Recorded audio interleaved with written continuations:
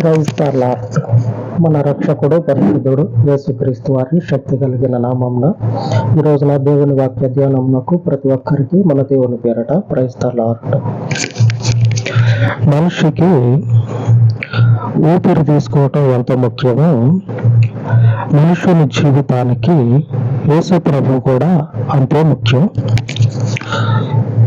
ఈ మాట చెప్పే ముందు మీకు ఒక విషయం తెలియాలి. ఏమిటంటే, శత్రువుల ముందు నిలబడి ఉండాలంటే ఇప్పుడు చెప్పుకున్నటువంటి మాట మరీ ముఖ్యం. మనకి శత్రువులు అనేటువంటి వాళ్ళు ఎవరైతే ఉన్నారో వాళ్ళ ముందు నిలబడాలనుకోండి, యేసు ప్రభువు లేనటువంటి జీవితం ఏ మాత్రం కూడా నిలదొక్కోలేదు. ఎన్ని ప్రయత్నాలు చేయండి, శత్రువు అనేటువంటి వాడు మన జీవితంలో అంతకంతకు మన మీద పెత్తనం చేస్తాడే కానీ వాడి యొక్క అధికారం ఏ మాత్రం కూడా తొలగిపోదు యేసు ప్రభు లేకపోతే. అదే యేసు ప్రభు ఉంటే వాడు ఎన్ని పన్నాగాలు పనినా, వాడు ఎన్ని ప్రయత్నాలు చేసినా అన్నీ కూడా చెరువులో వేసినటువంటి మట్టితో సమానం అవుతుంది.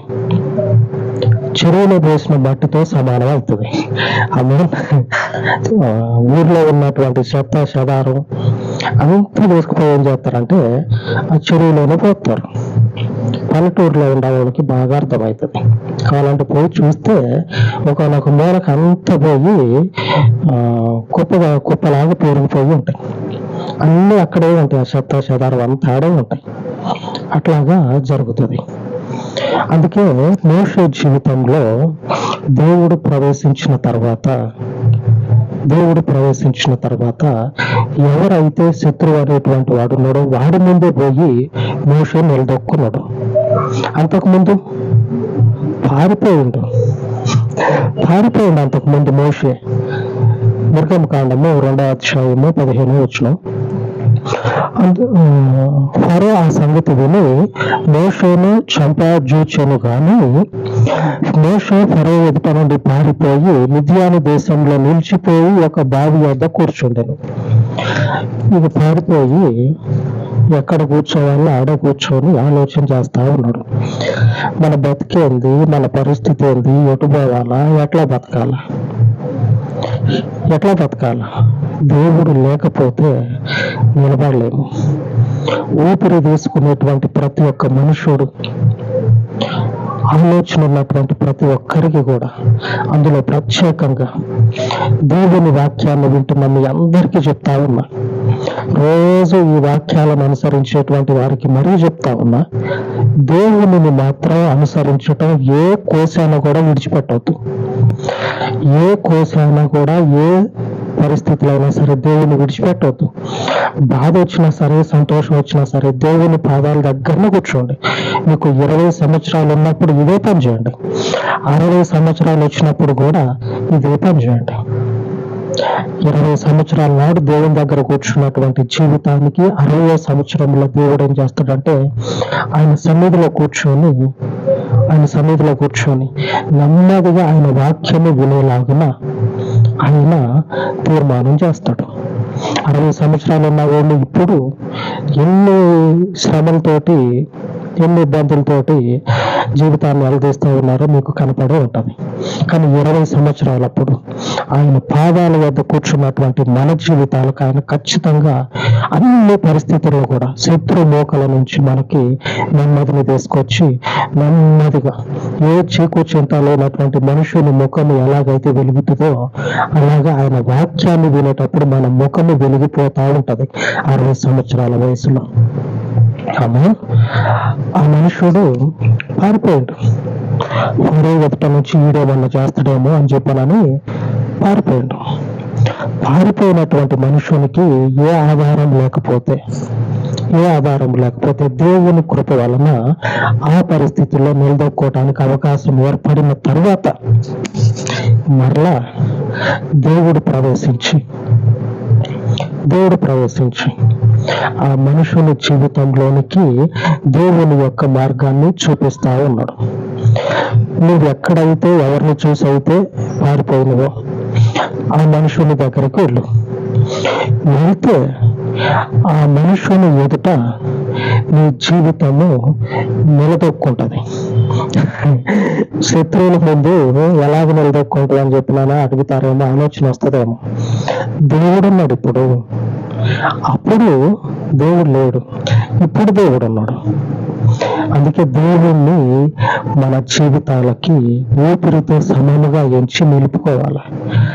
ఆయనతో నడిచేటువంటి వాళ్ళు ఏమంటారు తెలుసా? ఊపిరి లేకపోయినా బతుకుతానేమో కానీ దేవుడు లేకపోతే నేను బతకలేను, అందులో యేసు ప్రభు లేని జీవితం నాకు దేవుడు అంటారు. అంతటి కృప ఉన్నది దేవుని దగ్గర, అంతటి కృప ఉన్నది. మనలాంటోడే ఆ చెప్పేటువంటి మనుషులు మనలాంటోళ్ళే, వాళ్ళకలాగే మనం కూడా ఉన్నాం. వాళ్ళు చెప్తా ఉన్నారు, మనం ఎందుకు చెప్పట్లా? దేవుని ఆశ్రయించిన తర్వాత, దేవుని పాదాల వద్దకు వచ్చిన తర్వాత అంత గొప్ప బలమును దేవుడు మనుషుడికి అనుగ్రహిస్తాడు. ఏమి జరగకుండానే వాళ్ళు ఆ మాట అంటారా?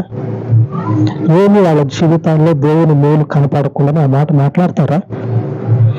ఖచ్చితంగా ఆయన శత్రువు ముందు మనల్ని నిలబెట్టగలిగిన దేవుడు. ఆమేన్. తర్వాత మనం చూసుకున్నట్లయితే కనపడుతుంది, నిర్గమకాండము 3వ అధ్యాయంలో రాయబడి ఉన్నది. మీ జీవితాల్లో గతంలో జరిగినటువంటి పరిస్థితుల్ని, యేసు ప్రభు లేనటువంటి జీవితంలోని పరిస్థితుల్ని కొంచెంసేపు పక్కే పెడితే తెలుసుకుంటా ఉన్నారు, దేవుని గురించి తెలుసుకుంటా ఉన్నారు.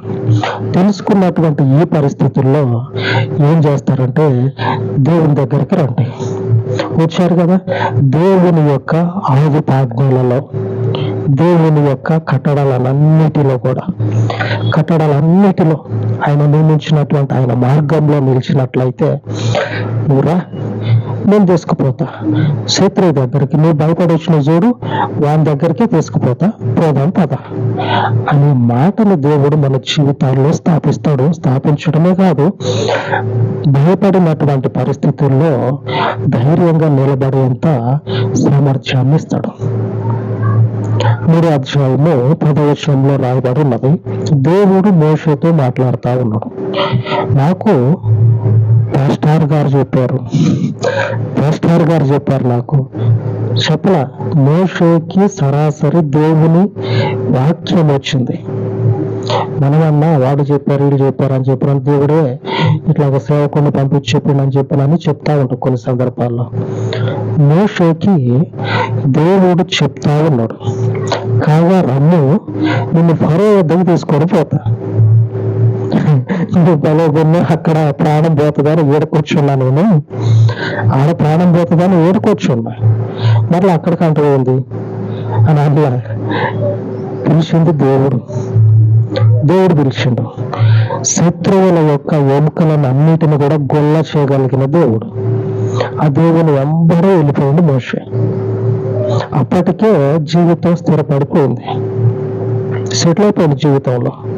సెటిల్ అయిపోయినటువంటి ఈ జీవితానికి మళ్ళీ లేనిపోయిన తలనొప్పులు ఎందుకు అని అనకపోగా దేవుని వెంబడే పోయిండు.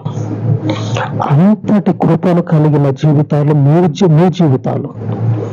దేవుడు మీతో మాట్లాడతా, దేవుడు మీకు సరి అయినటువంటి ఆలోచన చెప్తా నడిపిస్తా ఉన్న జీవితాలు మీ జీవితాలు. ఈ జీవితాలు దేవుని వెంబడి నడిచినట్లయితే శత్రువు ముందు నిలదొక్కుంటాం. ఆమేన్. శత్రువు ముందు దిగ్గజాలం చెప్పని అంటారు చూడు, ఆ దిగ్గజాల ముందు మనం నిలబడలేదు అంటారు చూడు, అట్లాగా శత్రువు మన గురించి చెప్పుకుంటాడు. వాళ్ళు దిగ్గజాలు, వాళ్ళ ముందు నిలబడలేమని శత్రువు చేత దేవుడు చెప్పిస్తాడు. నిర్గమకాండము 3వ అధ్యాయము 10వ వచనం, కాగా రమ్ము నిన్ను ఫరో వద్దకు పంపెదను, ఇశ్రాయేలీయులైన నా ప్రజలను నువ్వు ఐగుప్తులో నుండి తోడుకొని పోవలను అనెను. ఇశ్రాయేలీయులైనటువంటి దేవుని ప్రజలని నువ్వు ఐగుప్తు దేశంలో నుంచి తీసుకొని రావాలా, నువ్వు ఎవరి దగ్గర నుంచి అయితే పారిపోయి వచ్చినవో అక్కడికే పోదాం పద, అక్కడికే పోదాం, ఆ రాజు ముందే నిలబడదాం. ఇప్పుడు నీకు దేవుడు ఉన్నాడు, ఊపిరి తీసుకుంటా ఉన్నావు కదా, ఆ ఊపిరి పోకుండా కాపాడగలిగిన దేవుడు నీకు తోడయి ఉన్నాడు. ఎందుకంటే జీవితంలో యేసు ప్రభు నిలిచినప్పుడు శత్రువుల ముందు ధైర్యంగా నిలబడగలిగేంత సామర్థ్యాన్ని దేవుడు మనకిస్తాడు. ఈ రోజున ఆ దేవుడు మనకేమని వాగ్దానం చేస్తా ఉన్నాడంటే, నిర్గమకాండము సంఖ్యాకాండము